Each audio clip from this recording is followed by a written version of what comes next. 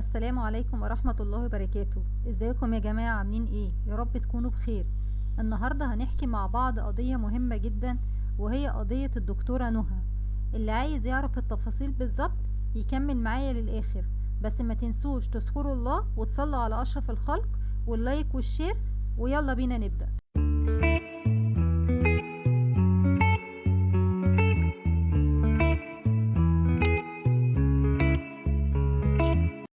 بالتحديد في شهر إبريل 2024 كان في دكتورة من اسكندرية اسمها الدكتورة نهى، وكان عندها 65 سنة. نهى كان عندها ابن عايش في الإمارات اسمه يحيى. في يوم وليلة بتقرر نهى إن هي تسافر تركيا للسياحة، وكانت بتكلم ابنها باستمرار علشان تطمن عليه، ولكن فجأة أخبارها بتتقطع، وابنها بيحاول يتصل بيها بيلاقي تليفونها مقفول.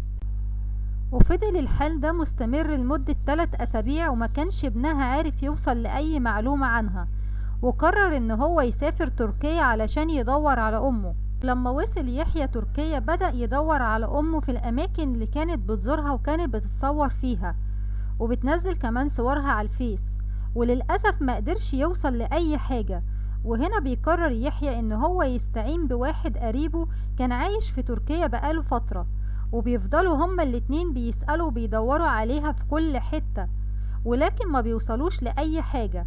وبالصدفة يحيى بيقدر يعرف المكان اللي كانت عايشة فيه أمه قبل اختفائها، ولما سأل الجيران كلهم قالوا إن محدش شافها ما عدا واحدة جارتها بس كانت ساكنة في الشقة اللي جنبها. قالت إن هي من حوالي أسبوعين سمعت صوت الكلب بتاع نهى كان بينبح بطريقة غريبة، وسمعت صوت نهى وهي بتصوت، وبعد كده شافت نهى وهي خارجة من البيت، وكان ظاهر عليها إن هي في حالة مش طبيعية، وما شافتهاش تاني من ساعتها. نهى لما سافرت تركيا قالت إن هي مسافرة للسياحة، لكن سفرها الحقيقي كان بسبب إن هي عايزة تختفي على الأنظار، لأنها كانت مهددة بالقتل بسبب حلقتها مع الإعلامية ريهام سعيد، اللي طلعت وقالت فيها مفيش حاجة اسمها سيدنا جبريل، وإن مفيش حاجة اسمها الدين الإسلامي، وقالت كلام كتير ملهوش أي أساس من الصحة. وكمان في الوقت ده كانت اتعرفت على شخص اسمه أحمد عايش في تركيا، واتفقوا على الزواج.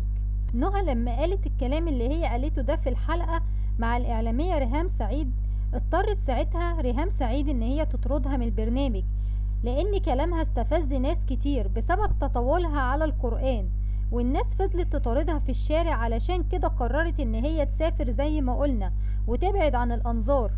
كل اللي كان يعرف الدكتورة نهى كان بيقول انها وصلت لكده بسبب جوازها من راجل متشدد جدا، وانه كان بيعاملها معاملة سيئة، وبسبب تصرفاتها وتصريحاتها خلت اولادها واهلها كلهم يبعدوا عنها.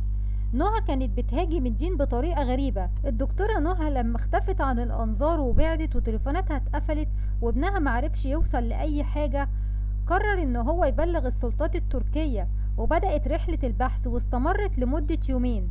وبعد يومين بيتصلوا بالدكتور يحيى ابن الدكتورة نهى، وبيطلبوا منه الحضور لمعاينة جثة امرأة تم العثور عليها بأحد الحدائق العامة. ولكن يحيى لما راح مقدرش يتعرف على الجثة لبشاعة المنظر، لأن كان مر على وفاتها مدة لا تقل عن أسبوعين، وبدأت الجثة في التحلل. وساعتها طلبوا من يحيى انهم يقوموا بسحب عينة منه علشان يعملوا تحليل الدي ان ايه، ونتيجة التحليل اثبتت انها فعلا الدكتورة نهى.